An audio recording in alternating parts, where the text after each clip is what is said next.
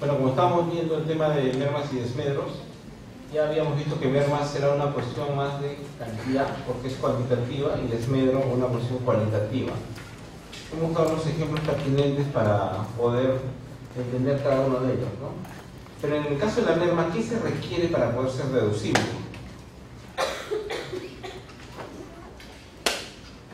En el caso de la merma se requiere que haya un informe técnico. ¿Por quién? Profesional, independiente, competente.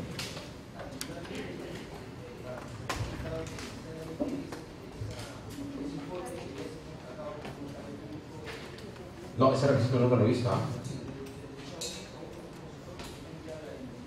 ¿Ya? ¿De qué intendencia me estás diciendo? Ah, ya, ok, ya.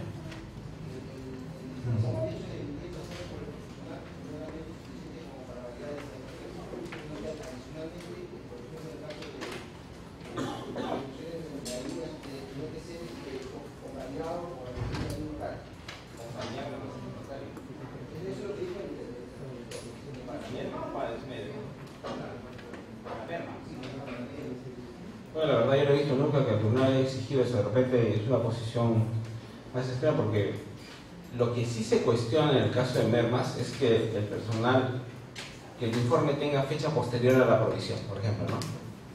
Dicen, ¿cómo puede haberse pronunciado sobre un hecho que no evaluó, ¿no? O cuánto tiempo es la validez de un informe. Eso sí lo he visto cuestionar, ¿no?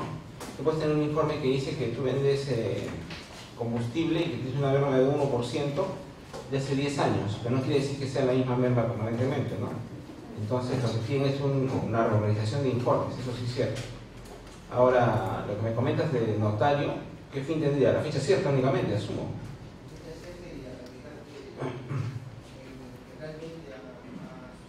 Pero el notario, por ejemplo, no podría acreditar eso porque el informe lo hace el técnico. Ah, de desmedro sí tiene que ir un notario. En desmedro sí. Por eso dice destrucción ante notario, comunicación hace unos 6 días. Si uno puede o no asistir a la destrucción, es un hecho potestativo. Si no asiste, se entiende que igual está en su conformidad, ¿no? Porque justamente el notario lo que hace es dar eso. Ahora, lo que, como tú ves en el notario, lo que te dice es en esta torre de botellas dicen que hay 30.000 botellas. Yo no creo que el notario haya constatado eso, ¿no? Pero lo que hace es dar una fe del acto, más que todo. Entonces, como estamos repitiendo, en el caso de mermas, un informe técnico de profesional independiente, competente y colegiado, la CONATA, que es la asociación. Bueno, entre los casos que yo recuerdo que ha habido, ha sido solamente cuando han objetado que el informe pertenecía a un profesional que era parte de la empresa, ¿no? O sea, que estaba contratado por la empresa, ¿no? Entonces no era independiente, pues, ¿no? Por tanto, no cumplía el requisito. Ahora, en el caso del tribunal había uno que es acerca de cuándo lo hace el informe, ¿no? El perito señaló de que él podía hacer una técnica de equipamiento y poder determinar a esa fecha si realmente era la merma, pero aún queda en duda eso porque las condiciones no son las mismas, salvo que ellos apliquen un sistema especial, no sé cómo trabajan para poder llegar a ese dato, ¿no? Pero en la formalidad te exige el informe, y en el caso del desmedro, la destrucción, y en todo caso por notario, ¿no? Ahí sí.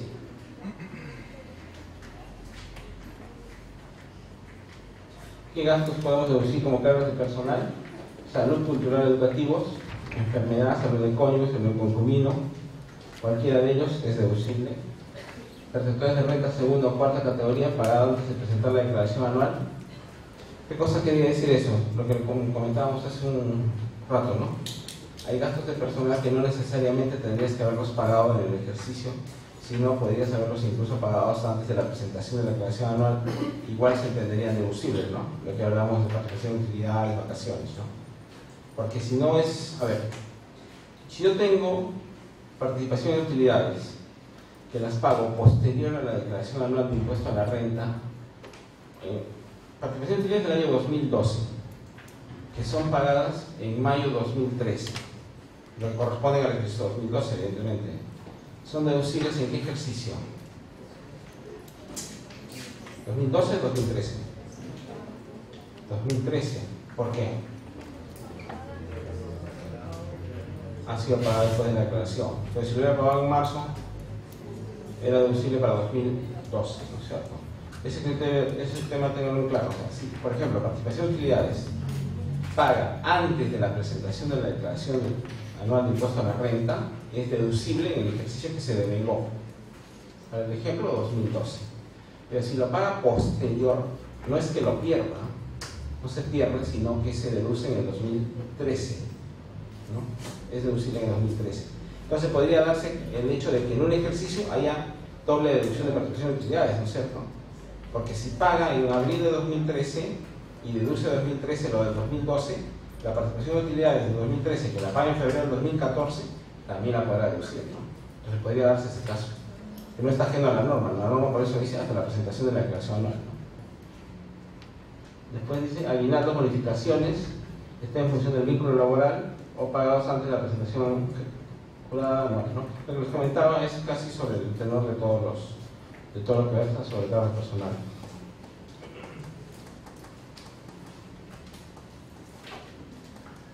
Ahora vamos a entrar a los gastos que tienen límite, ¿no? Como señala la norma.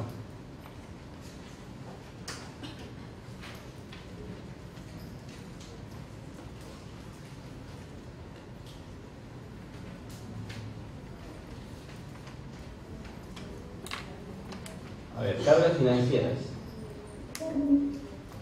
¿En qué podemos pagar intereses? ¿Por qué? Por deudas, por fraccionamiento, por partes vinculadas. ¿Por qué lo segmenta? Porque en estos tres grandes rubros hay condiciones específicas para cada uno de ellos. En deudas, solo es deducible el exceso de los ingresos por intereses exonerados. ¿Hay intereses exonerados en renta de tercera hora? ¿Hay alguno? Ninguno. El sistema financiero ya están grabados, ¿no es cierto? ¿Perdón? Ya están grabados. Si no me equivoco, creo que hay unos intereses del bono del tesoro público, que esos creo que se mantienen todavía exonerados. Bueno, ahí podrían corregirme, la verdad. Lo he visto más, pero no sé si se mantendrá todavía la exoneración. De ser el caso de tener ingresos exonerados, solamente podrá ser deducible el exceso de los ingresos por intereses exonerados, nada más, no.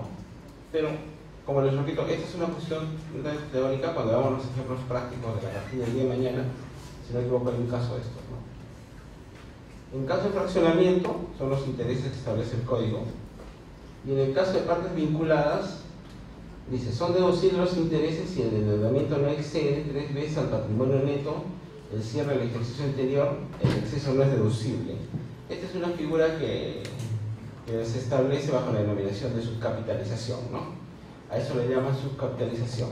Que si yo me presto de una empresa vinculada, ¿no es cierto?, debo hacer un parámetro de comparación. ¿Cuál es el parámetro de comparación que establece la norma? Dice, no debe exceder 3 veces al patrimonio neto al cierre del ejercicio anterior. Si yo he pagado intereses mayores a los 3 veces el patrimonio neto, simplemente no podrás reducir el exceso. Tendrás que reparar ese gasto financiero, ¿no? Eso, ¿quién tiene generalmente para cuando traten de observar una operación así? Lo tienen las matrices, por ejemplo, de electrodomésticos, ¿no? Ellos normalmente, como trabajan las ventas globales de productos, son bien altos su financiamiento, entonces pagan intereses duros su matriz. Pero tienen que cumplir el ratio de las 3 veces, ¿no?, para la subcapitalización. Es la llamada subcapitalización.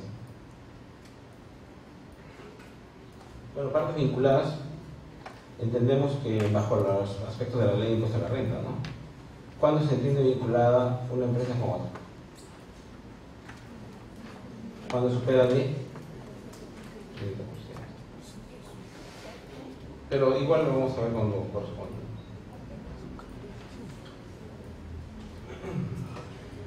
Otra regulación que está sujeta al límite, ¿cuáles son? El titular de la IRL, los accionistas, los socios de personas jurídicas y los familiares, ¿no? En primer lugar, ellos ¿qué cosas tienen que hacer? Probar que trabajan en el negocio. Ese es el primer paso que tienen que tener. Si no prueban que trabajan en el negocio, nada deducible, absolutamente nada, ¿no? Que no excede el valor de mercado. El valor de mercado está referido a un funcionario de equivalente rango, pero que no tenga ninguna vinculación, o de lo contrario, uno del menor rango y se le aplica un factor, ¿no? Pero eso es, como le digo, tema de caso práctico. Lo que se quiere en la presentación es que tengamos idea de que cuando hablamos de cargas de personal que tienen límite, estamos hablando en primer lugar de los titulares de la CIRL, de los accionistas socios familiares, de los directores y de las personas con discapacidad. En esos tres sectores tenemos límites. Cuando es un trabajador común y corriente, entre comillas, ¿existe algún límite? No existe ningún límite. ¿Qué cosa existe? Que se pueda pagar, que se debe pagar hasta cuándo para ser deducible. Hasta antes de la presentación de la declaración jurada, ¿no es cierto? O sea, las cargas de personal que no están sujetas al límite, que son las comunes y silvestres, ellas podrán ser deducibles incluso si son pagadas pasado el mes de diciembre, pero hasta antes de la presentación de la declaración jurada anual. Hasta ahí podrán ser deducibles. Eso no tiene tope, no tiene tope. En cambio aquí estas sí tienen tope, que son los vinculados entre comillas, que son el titular, accionista, socio y familiar. Él tiene que probar en primer lugar que trabaja, en segundo lugar no exceder el valor del mercado, que como les decía es una comparación versus un funcionario similar, y si excediera, el exceso será dividendo del titular o socio, ¿no? Al ser dividendo, ¿de qué estamos hablando? De un gravamen adicional de 4.1%, ¿no? Pero eso es cuestión de liquidación de impuestos. En el caso de directores, la dieta del directorio no puede ser el 6% de la utilidad comercial del ejercicio antes del impuesto a la renta. Es decir, ¿tiene un límite preestablecido? Sí, está limitada, no puedes deducir lo que quieras. Ahora, las empresas, ¿qué hacen normalmente? Las empresas lo que hacen es fijar que el